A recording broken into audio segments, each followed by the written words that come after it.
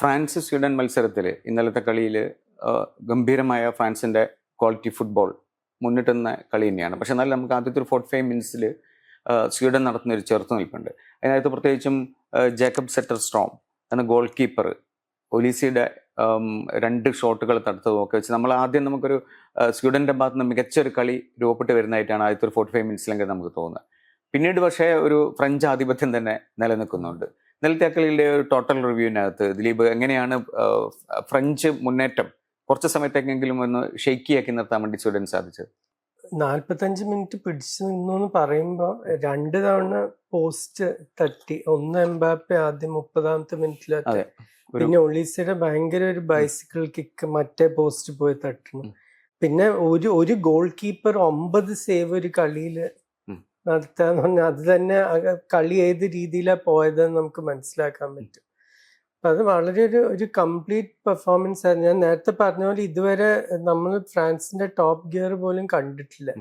അതാണ് ശരിക്കും ബാക്കി ടീമുകൾ പേടിക്കേണ്ടത്. ഇപ്പൊ അവരുടെ ബെഞ്ചിൽ നിന്നലെ റയൻ ജേക്കിക്ക് 5 മിനിറ്റും മറ്റേ ഡെസ്രെ ഡുവയ്ക്ക് 15 മിനിറ്റും കിട്ടിയത്. വേറെ ഏത് രാജ്യമാണെങ്കിലും അവർ ഓട്ടോമാറ്റിക് സ്റ്റാർട്ടേഴ്സ് ആണ്. അതാണ് ശരിക്കും, അത് കാണുമ്പോഴാണ് ശരിക്കും പേടിയാവുക. എംബാപ്പയുടെ ഒരു പെർഫോമൻസ് ഇന്നലെയും അതായത് ഒരു നല്ല സ്റ്റെബിലിറ്റി ഉള്ള പെർഫോമൻസ് ആയിട്ട് നമുക്ക് ഫീൽ ചെയ്യും. കാരണം ഈ കളിയിൽ മുഴുവൻ ഇപ്പം ഗ്രൂപ്പ് സ്റ്റേജിലായാലും ഇതിലുമൊക്കെ തന്നെ നേരത്തെ തന്നെ ദിലീപ് സാധ്യതാ ടീമുകളിലൊന്നായിട്ട് കൃത്യമായിട്ടും പറയുന്ന ഒരു ടീമാണ് ഫ്രാൻസ്.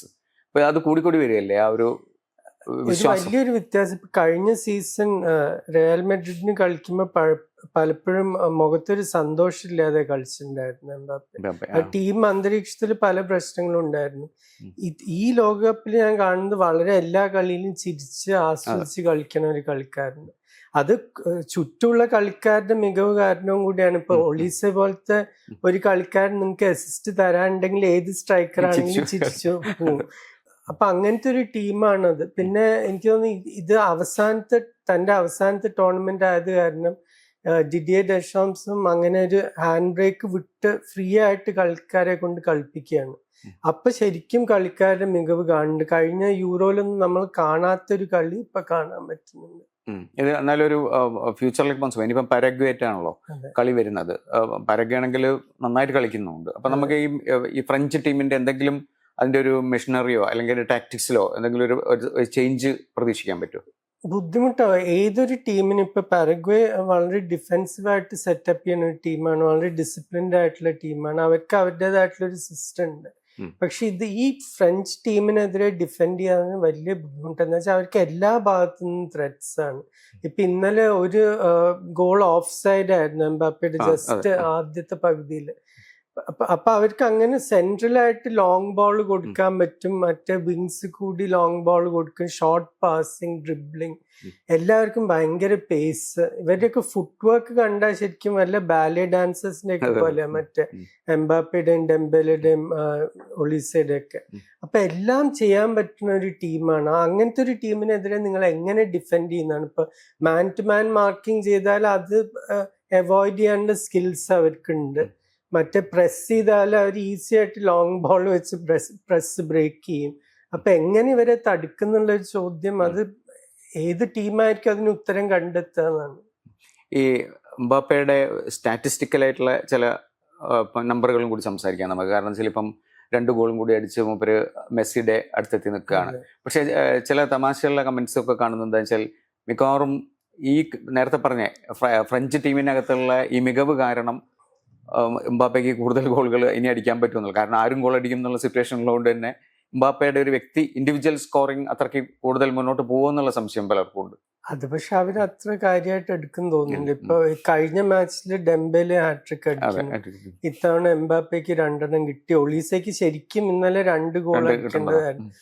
ഒരു ഉഗ്രൻ സേവ്, ഒന്ന് പോസ്റ്റ് തട്ടി, ഒന്നൊരു എംബാപ്പയുടെ ത്രൂ ബോൾ കിട്ടി ശരിക്കും ഫിനിഷ് ചെയ്യേണ്ടതായിരുന്നു. അത് പക്ഷെ ഗോൾ കീപ്പർ നന്നായി തടുത്തു. അപ്പൊ അങ്ങനെ നോക്കുമ്പോൾ അവർക്ക് ബാർക്കോളി ഒരു ഭയങ്കര ഒരു ക്ലിനിക്കൽ ഫിനിഷ്, ഒന്ന് വേറെയും ചാൻസസ് ഉണ്ടായിരുന്നു. അപ്പൊ ആർക്കും ഗോൾ അടിക്കാൻ പറ്റുന്ന ഒരു ടീമാണ്. നോർവേ ഐവറി കോസ്റ്റ് മത്സരം, അതിൽ ശരിക്കും പറഞ്ഞു കഴിഞ്ഞാൽ ഈ പറഞ്ഞ പോലെ നമുക്ക് ഒരു ഫ്രഞ്ച് ഡോമിനേഷൻ മറ്റേ കളിയിൽ കണ്ടു എന്ന് പറഞ്ഞ പോലെ പറയാൻ പറ്റില്ല. ഐവറി കോസ്റ്റ് നന്നായിട്ട് കളിച്ചിട്ടുണ്ട്. എന്നാൽ ആന്റോണിയോ ന്യൂസിന്റെ ഒരു ഗോൾ വരുന്നതോടുകൂടി പിന്നെ നമ്മൾ ഒരു ഷാഡോ ഓഫ് അതുവരെ കളിച്ച ഐവറി കോസ്റ്റാ കാണുന്നത്. അതെങ്ങനെയായിരിക്കും അങ്ങനെ പെട്ടെന്ന് ടെസ്റ്റ് ചെയ്തു പോകുന്നത് ഈ കാര്യങ്ങൾ? അല്ല, അങ്ങനത്തെ ഒരു ഗോളിനെതിരെ നമുക്ക് ഡിഫൻഡേഴ്സിനൊന്നും കുറ്റം പറയാൻ പറ്റില്ല. അത് ജസ്റ്റ് ഇൻഡിവിജ്വൽ ബ്രില്യൻസ് ആണ്. നമ്മൾ ന്യൂസെ പറ്റി പറഞ്ഞു. ടൂർണമെന്റിന് മുമ്പ് സംസാരിച്ചിട്ടുണ്ടായിരുന്ന ഒരു ബ്രേക്ക് ഔട്ട് താരമാവാൻ സാധ്യതയുണ്ടെന്ന്. എല്ലാവരുടെയും ശ്രദ്ധയും ഹാളണ്ടിന്റെ മേധയും പിന്നെ സോളോത്തും കുറച്ചും കൂടി പേരുകേട്ട കളിക്കാരനാണ് അത്ലറ്റിക്കോന് കളിക്കുന്നത് കാരണം. പക്ഷെ ഇപ്പോഴത്തെ ഈ നോർവേ ടീമിൽ മിഡ്ഫീൽഡിൽ നിന്നും പാസ് കൊടുക്കാൻ ഇപ്പൊ പാട്രിക് ബർഗിന്റെ 1-2 നല്ല സ്ക്വയർ ബോൾ ഉണ്ടായിരുന്നു. ബോഡോ ഗ്ലിംറ്റിന് കളിക്കുന്ന കളിക്കാരൻ. മാർട്ടിൻ ഓഡിഗാർഡ് ഇവിടെ നോർവേ ടീമിന്റെ കൂടെ വേറെ തന്നെ ഒരു റോളാണ് ആർസണലിന് കളിക്കുന്നത് അപേക്ഷിച്ച് നോക്കുമ്പോൾ. അപ്പൊ അവർക്ക് നല്ല ക്രിയേറ്റിവിറ്റി ഉണ്ട്. പിന്നെ ഹാളണ്ടിന് ഒരു ചാൻസേ ശരിക്കും കിട്ടിയിട്ടുള്ളൂ. അത് ഒരു ക്ലീൻ ഫിനിഷ് ഒന്നും പറയാൻ പറ്റില്ല, പക്ഷെ ഫിനിഷ് ചെയ്തു. അതാണ് അങ്ങനത്തെ ഒരു ടീമിന് അത് മതി ശരിക്കും. ഈ ഏർലിംഗ് ഹാളണ്ടിന്റെ കളി ഇങ്ങനെ കാണുന്ന സമയത്തെ എപ്പോഴും പറയുന്നതാണ് അത്. കാരണം വെച്ചാൽ ഹാളണ്ട് ഒരു സ്കോർ മേക്കർ അല്ലെങ്കിലും കയ്യിലേക്ക് വന്നു കഴിഞ്ഞാൽ അത് ഫിനിഷ് ചെയ്യുന്നതിൽ വളരെ വിദഗ്ധനാണ്. പക്ഷെ അങ്ങനെ സാധ്യതകൾ വരാത്ത സമയത്ത് മൂപ്പർ ഫ്രസ്ട്രേറ്റഡ് ഒരു കളിക്കാരനെ പോലെ തോന്നും. പക്ഷെ എന്നാലും മൂപ്പർക്ക് അത് കിട്ടിയതോടുകൂടി മൂപ്പരുടെ ഒരു പൊതുവെയുള്ള എല്ലാ തരത്തിലുള്ള മാനറിസംസും മാറുകയും ചെയ്യും. പിന്നെ ഈ നോർവേ ടീമിൽ ഒരു കാര്യം എന്താ വെച്ചാൽ ഡിഫൻഡർമാരുടെ ശ്രദ്ധ, ഒരു ഡിഫൻഡർ ഒന്നും പലപ്പോഴും പോരാ ഹാളണ്ടിനെ മാർക്ക് ചെയ്യാൻ. അപ്പൊ രണ്ടുപേരുടെ ശ്രദ്ധയ്ക്ക് വരുമ്പോ അവിടെ ന്യൂസയ്ക്കും സോളോത്തിനൊക്കെ ഇഷ്ടം പോലെ സ്പേസ് വരുന്നുണ്ട്. അപ്പൊ അവർക്ക് അത് ശരിക്കും മുതലെടുക്കാനും പറ്റും. അതാണ് ഇങ്ങനത്തെ ഒരു സ്ട്രൈക്കർ ഉള്ളപ്പോ, ഒരു എംബാപ്പെ, ഒരു ഹാളണ്ട്, അങ്ങനത്തെ ഒരാളുണ്ടെങ്കിൽ മറ്റേ കളിക്കാർക്ക് വളരെ എളുപ്പമാണ് കളി ശരിക്കും. ഇനി വരാൻ പോകുന്ന ഒരു നല്ല കളിയായിരിക്കും. കാരണം ബ്രസീലും നോർവേയും തമ്മിലാണ് ഏറ്റുമുട്ടേണ്ടത്. അപ്പം ബ്രസീലിനും അത്ര ഈസി ആയിരിക്കില്ല നോർവേ എന്ന് പറയുന്നത്, അല്ലേ? അല്ല, അതൊരു ശരിക്കും ഒരു ക്ലാഷ് ഓഫ് സ്റ്റൈൽസ് തന്നെയായിരിക്കും. ബ്രസീൽ കുറെ മുന്നേറും. ജപ്പാനെതിരെ കണ്ട പോലെ അവർക്ക് 68-69% ബോൾ ഉണ്ടായിരുന്നത്. നോർവേക്ക് പക്ഷെ ആ ഒരു ശൈലിയാണ് ഇഷ്ടം. അവർക്ക് 31% മതി ബോൾ. എന്താ വെച്ചാൽ അവര് കൗണ്ടറിൽ അത്രയും നല്ലൊരു ടീമാണ്. മെക്സിക്കോ ഇക്വഡോർ കളിയിൽ നമ്മൾ പറഞ്ഞ പോലെ രണ്ട് ടീം നന്നായിട്ട് കളിച്ച് നമ്മൾ ഇന്നലെ കണ്ട കളികളിൽ വെച്ചിട്ട് ശരിക്കും തോന്നുന്നത് വെച്ചാൽ ഫുട്ബോൾ എന്നുള്ള രീതിയിൽ നല്ല മികച്ച കളി തന്നെയല്ലേ അത്. അതിനകത്ത് 2 ഗോളുകൾ നമ്മൾ ഇന്നലെ പറഞ്ഞത് ഇക്വഡോറിന് പ്രസ് ചെയ്ത് അവസാനം വരെ കൊണ്ടുപോകാനുള്ള ഒരു അവസരം പോലും മെക്സിക്കോ കൊടുത്തില്ല. ഇല്ല, അത് ആ പ്രസ് ബ്രേക്ക് ചെയ്തത് ശരിക്കും ഒരു ബ്യൂട്ടിഫുൾ ഗോളായിരുന്നു. ഇത് ഒന്നുമില്ലെങ്കിൽ നിങ്ങൾക്ക് പേസിൽ വിങ്ങേഴ്സ് ഓടണം, അല്ലെങ്കിൽ ലോങ് ബോൾ, സെൻട്രലായിട്ട് ലോങ് ബോൾ കൊടുത്തിട്ട് കാര്യമില്ല. ഇപ്പോഴത്തെ മിക്ക ടീമിനും ഈ സ്വീപ്പർ കീപ്പേഴ്സാണ്. അവർ വന്നിട്ട് അത് തട്ടി മാറ്റും. പക്ഷെ വിങ്സിലേക്ക് ഫുൾ ബാക്കിന്റെ തലയുടെ മേലെ കൂടി ലോങ് ബോൾ കൊടുത്തു കഴിഞ്ഞാൽ ഈ കിനോണിഷിനെ പോലത്തെ ഒരു സ്ട്രൈക്കർ ഉണ്ടെങ്കിൽ അത് ഭയങ്കര ഒരു ത്രെറ്റാണ്. അതിപ്പോ ഫ്രാൻസ് സാധാരണ ചെയ്യേണ്ടത്, അവർക്ക് എംബാപ്പയും ബാർക്കുളയും ഒളീസയൊക്കെ ഉള്ളത് കാരണം ഫുൾ ബാക്കിന്റെ മേലെ കൂടി ബോൾ കൊടുത്താൽ എപ്പോഴും ഒരു ഗോൾ സാധ്യതയാണ്. അത് മെക്സിക്കോ ശരിക്കും ചെയ്തു. പിന്നെ എക്വഡോറിന് പല നല്ല കളിക്കാരും ഇന്നലെ നന്നായി കളിച്ചില്ല. കൈസൈഡോ ഇന്നലെ ബിലോ പാറായിരുന്നു. ആ രണ്ടാമത്തെ ഗോളിന്റെ ഒരു ഡിഫൻഡറുടെ ഭാഗത്തു നിന്നുള്ള ഒരു മിസ്റ്റേക്ക് ആണ്. നേരെ റൗൾ ഹിംനസിന് തന്നെ പാസ് ചെയ്യുന്നു ക്ലിയർ ചെയ്യണേന് വരെ. അത് ജോവൽ ഓർഡിനസ് എന്ന് പറഞ്ഞ സെന്റർ ബാക്ക് ഇപ്പൊ ബ്രൂജിന് കളിക്കണം, പക്ഷെ പല വലിയ ക്ലബുകളും നോക്കിയിട്ടുള്ള ഒരു കളിക്കാരനാണ്. അപ്പൊ അതൊന്നും നമ്മൾ പ്രതീക്ഷിക്കാത്ത മിസ്റ്റേക്സ് ആണ്. അത് ഈ ലെവലില് ഈ ലോകകപ്പിന്റെ ഒരു നോക്കൌട്ട് മാച്ചിലൊക്കെ അത് സംഭവിച്ചാൽ തോൽക്കും നിങ്ങൾ എന്തായാലും. ഇതിനകത്ത് ഈ ഗ്രൂപ്പ് സ്റ്റേജിലായാലും ഇന്നലത്തെ കളിയിലായാലും മെക്സിക്കോ ഗോൾ കീപ്പറെ സംബന്ധിച്ചിടത്തോളം, മെക്സിക്കോനെ സംബന്ധിച്ചിടത്തോളം ക്ലീൻ ഷീറ്റ് ആണ്. അത്രയും മികച്ച ഗോൾ കീപ്പറാണോ മെക്സിക്കോയുടെ? അവര് ഇതുവരെ അത്ര ഒരു ടീമും ടെസ്റ്റ് ചെയ്തിട്ടുമില്ല. പക്ഷെ ഇത് ശരിക്കും അവര് മിക്കവാറും ഇംഗ്ലണ്ടിനെ ആയിരിക്കും കളിക്കുക 16ന്റെ റൗണ്ടിൽ. ഇംഗ്ലണ്ട് ജയിച്ചാല് ഇംഗ്ലണ്ടിനെ അവര് ശരിക്കും പേടിപ്പിക്കും. എന്താ വെച്ചാൽ അവർ അങ്ങനത്തെ ഒരു ശൈലി. ഇപ്പൊ ഇംഗ്ലണ്ടിന്റെ ഏറ്റവും വലിയ പ്രശ്നം റൈറ്റ് ബാക്കിലാണ്. ഈ കിനോണിഷും ഗിൽബർട്ടോ മോറയും രണ്ടുപേരും ആ ഫ്ലാങ്ക് കൂടിയാണ് കയറാൻ പോകുന്നത്. അപ്പൊ അത് നല്ലൊരു കളി തന്നെയായിരിക്കും. ഇന്ന് നടക്കുന്ന കളികളിൽ ശരിക്കും 2 ആഫ്രിക്കൻ അട്ടിമറികൾ സംഭവിച്ചേക്കാവുന്ന കളികളുണ്ട്. സെനഗൽ ഒന്ന് ഞാൻ പ്രതീക്ഷിക്കുന്നുണ്ട്. ഇംഗ്ലണ്ടിനെതിരെ പ്രതീക്ഷിക്കുന്നുണ്ടോ? വലുതായിട്ടില്ല. എന്താ വെച്ചാൽ ഇംഗ്ലണ്ടിനെതിരെ അവരുടെ DR കോങ്കോനുള്ള പ്രശ്നം എന്താണെന്ന് അവർക്ക് ബോൾ അധികം കിട്ടാൻ പോകുന്നില്ല. അവര് ഈ ലോകകപ്പിൽ ഏറ്റവും കുറവ് പൊസിഷൻ കിട്ടിയിട്ടില്ല. എനിക്ക് തോന്നുന്നു നോക്കൌട്ട് റൗണ്ട്സിലേക്ക് കയറിയിട്ടുള്ള ടീംസ് വെച്ച് ഏറ്റവും കുറവ് ബോൾ ഉണ്ടായിട്ടുള്ള ഒരു ടീം അവരാണ്.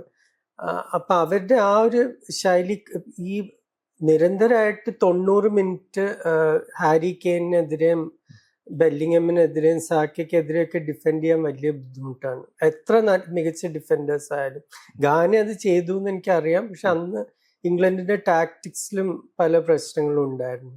ഇപ്പൊ ഇത്തവണ അത് ആ കളിയുടെ അനുഭവത്തിൽ നിന്ന് അത് കുറച്ച് മാറ്റുന്ന എനിക്ക് തോന്നുന്നു. ചിലപ്പോ ഒരു കോബി മൈനോ ഒക്കെ മിഡ്ഫീൽഡിൽ വന്നിട്ട് ബോൾ വെച്ച് ഓടാൻ പറ്റുന്ന ഒരു കളിക്കാൻ, അത് പ്രസ് ബ്രേക്ക് ചെയ്യാൻ ഒരു വഴി അതാണ്. ബോൾ കാരിയർ നല്ല പോളീസൊക്കെ ഫ്രാൻസിന് ചെയ്യണ പോലെ. അപ്പൊ ആ ഒരു മാറ്റം വരാൻ സാധ്യതയുണ്ട്. പിന്നെ കോങ്കോന്റെ ഭാഗത്തുനിന്ന് ത്രെറ്റ് എന്ന് പറയാണ്ട് ശരിക്കും ഒരു ഗോൾ സ്കോററായിട്ട് വിസ മാത്രമേ ഉള്ളൂ. മറ്റേ ഫിസ്റ്റൺ മാല് കഴിഞ്ഞ മാച്ചിൽ ഗോൾ അടിച്ചു, പക്ഷെ ക്ലബ് ഫുട്ബോൾ കളിക്കുന്നത് ഈജിപ്തിലാണ്, പിരമിഡ്സ് എന്ന് പറഞ്ഞൊരു പുതിയ ക്ലബിന് വേണ്ടി. അപ്പൊ അത് അത്ര ഒരു ടോപ്പ് സ്ട്രൈക്കേഴ്സ് ഒന്നും പറയാൻ പറ്റില്ല. പിന്നെ സെഡ്രിക് ബക്കുംബിന് ഇപ്പൊ 35 വയസ്സൊക്കെയായി. അപ്പൊ ആ ഫ്രണ്ട് ലൈനിനെ മിക്കവാറും ഇംഗ്ലണ്ടിന് കൺട്രോൾ ചെയ്യാനുള്ള ഡിഫൻഡേഴ്സ് ഉണ്ട്. പക്ഷെ ഞാൻ നേരത്തെ മെക്സിക്കോന്റെ കാര്യം പറഞ്ഞ പോലെ ഏതൊരു കോച്ചാണെങ്കിലും ഈ ഇംഗ്ലണ്ടിന്റെ റൈറ്റ് ബാക്ക് പൊസിഷൻ നോക്കണ്ടാവും. അവിടെ ഒരു സ്പെഷ്യലിസ്റ്റ് ആയിരിക്കില്ല. അപ്പൊ ഇന്ന് നമുക്ക് പ്രതീക്ഷിക്കാൻ കുറെ ലോങ് ബോൾ അല്ലെങ്കിൽ ഡ്രിബ്ലിംഗ് ഒക്കെ ആ സൈഡിൽ കൂടി ആയിരിക്കും. ഇപ്പം ഇംഗ്ലണ്ടിന്റെ മാനേജർ ടുക്കൽ പറയുന്നത് ഏറ്റവും പ്രധാനപ്പെട്ട കളിക്കാരൻ, കഴിഞ്ഞ ദിവസത്തെ ഒരു ഇന്റർവ്യൂവിൽ അദ്ദേഹം ബെല്ലിംഗാമിനെ ഭയങ്കരമായിട്ട് ഉയർത്തി പറയുന്നുണ്ട്. അപ്പൊ ഹാരി കെയ്നെ പറ്റി നമ്മൾ നേരത്തെ പറഞ്ഞു. ബെല്ലിംഗാമിന്റെ ഇന്നത്തെ പ്രസക്തി എന്താ ഇന്നത്തെ കളിയിൽ? ബെല്ലിംഗാമിന്റെ പ്രസക്തി വളരെ വലുതാണ്. എന്താ വെച്ചാൽ ഈ കോങ്കോ എങ്ങനെയായാലും ഈ 2 ബാങ്ക്സ് 4 ആയിട്ട് ഡിഫെൻഡ് ചെയ്യും. അതാണ് അവരുടെ ഒരു ടാക്ടിക്സ്. അപ്പൊ അത് ആ ബ്ലോക്ക് ബ്രേക്ക് ചെയ്യണമെങ്കിൽ അതിന് കഴിവുള്ള കളിക്കാർ ത്രൂ ബോൾ കൊടുക്കാനും ഈ മിഡ്ഫീൽഡിൽ നിന്ന് റൺസ് ഉണ്ടാക്കാനും ഒക്കെ ബെല്ലിംഗം വേണ്ടി വരും. ഇപ്പൊ റൈസോ ആൻഡർസൺ ഈ ലോകകപ്പിൽ ഏറ്റവും ലൈൻ ബ്രേക്കിംഗ് പാസസ് കൊടുത്തിട്ടുള്ള ഒരു മിഡ്ഫീൽഡറാണ്. പക്ഷെ അത് റിസീവ് ചെയ്യാൻ കെയ്നെ മാർക്ക് ചെയ്യുകയാണെങ്കിൽ ബെല്ലിംഗമിന്റെ റൺസ് വേണ്ടി വരും. അല്ലെങ്കിൽ വൈഡ് പൊസിഷന് സാക്കയോ റാഷ്ഫോർഡാ കളിക്കുന്ന വെച്ചാൽ റാഷ്ഫോർഡ്, ഗോർഡൻ കളിക്കുന്ന എനിക്ക് തോന്നുന്നില്ല. അപ്പൊ അങ്ങനെ ആ മിഡ്ഫീൽഡേഴ്സിനും വൈഡ് പ്ലേയേഴ്സിനും വലിയ പ്രസക്തിയാണ്. ഈ അട്ടിമറി പ്രതീക്ഷിക്കുന്നുണ്ട്. നേരത്തെ ആഫ്രിക്കൻ ടീമുകളിൽ ഒന്നിൽ അട്ടിമറി പ്രതീക്ഷിക്കുന്നുണ്ട് ദിലീപ് എന്ന് പറഞ്ഞ സെനഗൽ ബെൽജിയത്തിനെ തോൽപ്പിക്കുന്നതാണോ പറയുന്നത്? തോൽപ്പിക്കുന്ന ഉറപ്പായിട്ട് ഞാൻ പറയില്ല. പക്ഷെ ഈ ബെൽജിയം ടീം നോക്കിക്കഴിഞ്ഞാൽ ഞാൻ എപ്പോഴും ആദ്യം നമ്മൾ ഡിഫൻസ് ആണ് നോക്കുക ഒരു ടീമിന്റെ. അതില് സെനഗൽ ടീം നോക്കിക്കഴിഞ്ഞപ്പോ നമ്മൾ ഇതുവരെ സാദിയോ മാനയുടെ ഏറ്റവും മികച്ച കളി കണ്ടിട്ടില്ല ഈ ലോകകപ്പില്. പക്ഷെ മറ്റേ സൈഡിൽ അവരിപ്പോ എനിക്ക് തോന്നുന്നു നിക്ലസ് ജാക്സണിലുള്ള വിശ്വാസം കുറച്ച് പോയിട്ട് മിക്കവാറും എലിമെന്റ് ആയി മറ്റേ എവർട്ടണിന് കളിക്കുന്ന കളിക്കാരനായിരിക്കും സ്റ്റാർട്ട് ചെയ്യുക. അവൻ കുറച്ചും കൂടി നന്നായി ബോൾ ഹോൾഡ് അപ്പ് ചെയ്യും, കുറച്ചും കൂടി സ്കിൽസ് ഉള്ള ഒരു പ്ലെയർ ആണ്. ജാക്സൺ വളരെ ഇൻകൺസിസ്റ്റന്റ്. ചില കളി വേൾഡ് ക്ലാസ് ആയി തോന്നും, ചില കളി ഇവൻ എങ്ങനെ ടീമിൽ എത്തി എന്ന് തോന്നും. പിന്നെ ഇസ്മൈല സാർ ഭയങ്കര ഫോമിലാണ്. ഇസ്മൈല സാർ ഞാൻ നേരത്തെ ഒരിക്കൽ പറഞ്ഞിട്ടുണ്ട്, സ്വിച്ച് ഓൺ ആണെങ്കിൽ ഒരു സെന്റർ ബാക്കിനും തടുക്കാൻ പറ്റില്ല. ആ ഫിസിക്കൽ പവറും സ്കില്ലും ഷൂട്ടിങ്ങും ഒക്കെ കൂടിയുള്ള ഒരു കളിക്കാരനാണ്. അപ്പം ബെൽജിയമിന്റെ ബാക്ക് ലൈൻ നോക്കുമ്പോൾ എനിക്ക് കാസ്റ്റാനിയ റൈറ്റ് ബാക്ക്, ഡിക്കായ്പ ലെഫ്റ്റ് ബാക്ക്, ഈ 2 ഏരിയാസും അവരെന്തായാലും ടാർഗറ്റ് ചെയ്യും. പിന്നെ ആ മിഡ്ഫീൽഡില് ലമീൻ കമറ, ഇഡ്രിസ് ഗേ, പാപ്പഗേ, ഇവര് നല്ല ഈ ത്രൂ പാസസ് കൊടുക്കാൻ മികച്ച കളിക്കാരാണ്. അപ്പൊ അവർ നല്ല ഡിഫെൻസീവ് മിഡ്ഫീൽഡേഴ്സും ആണ്. അപ്പൊ അങ്ങനെ നോക്കുമ്പോ സെനഗലിനെ ആരും അധികം ശ്രദ്ധിച്ചിട്ടില്ല അവർ 2 കളി തോറ്റത് കാരണം. പക്ഷെ അത് തോറ്റത് ഫ്രാൻസിനോടും നോർവേയോടും. ഈ ബെൽജിയത്തിന്റെ കാര്യം പറയുമ്പോൾ ദിലീപ് എപ്പോഴും പറയുന്ന ഒരു സംഗതിയാണ്. കാരണം ചില ഒരു ഫെയ്ഡിങ് ജനറേഷന്റെ ഒരു അവസാനത്തെ ഒരു സിറ്റുവേഷൻ ആണെന്നൊക്കെ. അപ്പോൾ നമ്മൾ ഇനിയിപ്പം കുറച്ചു കാലത്തേക്ക് ബെൽജിയത്തിന് ഇത്തരം വേൾഡ് കപ്പുകളിലൊന്നും കാണാൻ പറ്റാത്ത അവസ്ഥ ഉണ്ടാവും. അത് കാരണം അങ്ങനെ ഒരു കൺവെയർ ബെൽറ്റ് സംസ്കാരം കൂടി അങ്ങനെ കളിക്കാർ വരുന്നില്ലാത്തതുകൊണ്ട് തന്നെ ചെറിയ രാജ്യങ്ങൾക്ക് എപ്പോഴും ബുദ്ധിമുട്ടാണ്. ആ ഒരു തലമുറ പോയി കഴിഞ്ഞാൽ അവരെ റീപ്ലേസ് ചെയ്യാൻ. ഇപ്പൊ ഡിബ്രോയിനുടെ അവസാനത്തെ ലോകകപ്പാണ്. ലുക്കാക്കു ഇനി കളിക്കും തോന്നുന്നില്ല ഈ ലോകകപ്പിന് ശേഷം. അപ്പൊ ഇവരുടെയൊക്കെ, പക്ഷെ ഇതൊക്കെ പറഞ്ഞു കഴിഞ്ഞാലും ജെർമി ഡോക്കു എന്ന് പറഞ്ഞൊരു കളിക്കാരനുണ്ട്. 60 മിനിറ്റ് ഡോക്കു ഫുൾ ഫോമിലാണെങ്കിൽ ചിലപ്പോൾ അവർ ഇന്ന് 3-1 ജയിച്ചു എന്നും വരും. അങ്ങനത്തെ ഒരു കളിക്കാരനാണ്. ഒരു ഗെയിം ചേഞ്ചിങ് കഴിവുള്ള. ഡിബ്രോയിനെയും മറ്റേ ട്രോസാർഡും 13 ചാൻസസ് ഒക്കെയാണ് സൃഷ്ടിച്ചിട്ടുള്ളത് ഈ വേൾഡ് കപ്പിൽ. അതിൽ കുറെ എണ്ണം ന്യൂസിലൻഡിനെതിരെയായിരുന്നു. എന്നാലും കൂടി ട്രോസാർഡും കുഴപ്പമില്ലാതെ കളിച്ചിട്ടുണ്ട്. അപ്പൊ അവർക്കും ഒരു കളി ജയിക്കാൻ കഴിവുള്ള ഒരു 3-4 കളിക്കാരുണ്ട്. ഈ നേരത്തെയുള്ള റൗണ്ടിനെ നമ്മൾ ഒന്നിച്ചൊന്ന് റിവ്യൂ ചെയ്യുന്ന സമയത്ത് ദിലീപ് പറയുന്നുണ്ടായിരുന്നു, കാരണം ഇത്തവണത്തെ കളിയിൽ ഏറ്റവും കൂടുതൽ മാർക്ക് കൊടുക്കുക ആഫ്രിക്കൻ ടീംസിനാണ്. ഇന്ന് ശരിക്കും അങ്ങനെയുള്ള ഒരു അട്ടിമറിയൊക്കെ ഉണ്ടായി കഴിഞ്ഞാൽ സെനഗലും കൂടി എത്തുകയാണെങ്കിൽ, ഇപ്പം മൊറോക്കോ എത്തിക്കഴിഞ്ഞു, അങ്ങനെ ശരിക്കും പറഞ്ഞാൽ 2 ആഫ്രിക്കൻ ചാമ്പ്യൻസ് ഉണ്ടല്ലോ ഇപ്രാവശ്യം, മൊറോക്കോവും സെനഗലും ഒരു കേസിന്റെ മുകളിൽ നിൽക്കുകയാണല്ലോ. അപ്പോൾ ഈ ഒരു ആഫ്രിക്കൻ്റെ ഒരു മുന്നേറ്റത്തിന് ഇനിയുള്ള സാധ്യതകൾ എത്ര? 9 ടീമിൽ ദക്ഷിണാഫ്രിക്ക പുറത്തുപോയി, ഐവറി കോസ്റ്റ്. അപ്പൊ അല്ല, ഇനി അങ്ങോട്ടുള്ള കളികള് ഏത് ടീമായാലും അവർക്ക് ടഫാണ്. ആഫ്രിക്കൻ ടീംസ് മാത്രമല്ല, ഏഷ്യന്ന് ഏറ്റവും മികച്ച ടീമായ ജപ്പാൻ പുറത്തായി, സൗത്ത് അമേരിക്കയിൽ നിന്ന് ഇപ്പൊ 2 ടീമുകൾ പുറത്തായി കഴിഞ്ഞ എക്വഡോറും പാരഗ്വേയും. എക്വഡോർ പുറത്തായി. പിന്നെ നെതർലൻഡ്സും ജർമ്മനിയും പുറത്തായി. നെതർലൻഡ്സ് അത്ര അപ്രതീക്ഷിതമെന്ന് നമുക്ക് പറയാൻ പറ്റില്ല, മൊറോക്കോനോടായിരുന്നു. ജർമ്മനി ആരും പ്രതീക്ഷിച്ചതല്ല പുറത്താവുന്നു. അപ്പൊ ഈ ഒരു സ്റ്റേജ് എത്തിക്കഴിഞ്ഞാൽ നമുക്ക് അങ്ങനെ ഉറപ്പിച്ച് പറയാൻ പറ്റില്ല ഇപ്പൊ ഒരു ടീമിന്റെ സാധ്യതകൾ. മറ്റൊരു കളി നാളെ രാവിലെ നടക്കാൻ പോകുന്നത് അമേരിക്കയും ബോസ്നിയ ഹെർസഗോവിനയായിട്ടാണ്. അതിനകത്ത് നമ്മൾ പ്രതീക്ഷിക്കുക അമേരിക്ക തന്നെയാണ്, US ആണ് ജയിക്കുക എന്നുള്ളത്. കാരണം അത്രയും പ്രസ്സിംഗ് ആയിട്ടുള്ള, അത്രയും കൗണ്ടർ അറ്റാക്ക് ഉള്ള ഒരു ടീം ആയതുകൊണ്ട് തന്നെ. മറിച്ച് എന്തെങ്കിലും ഒരു സാധ്യത ഉണ്ടോ അതിന്?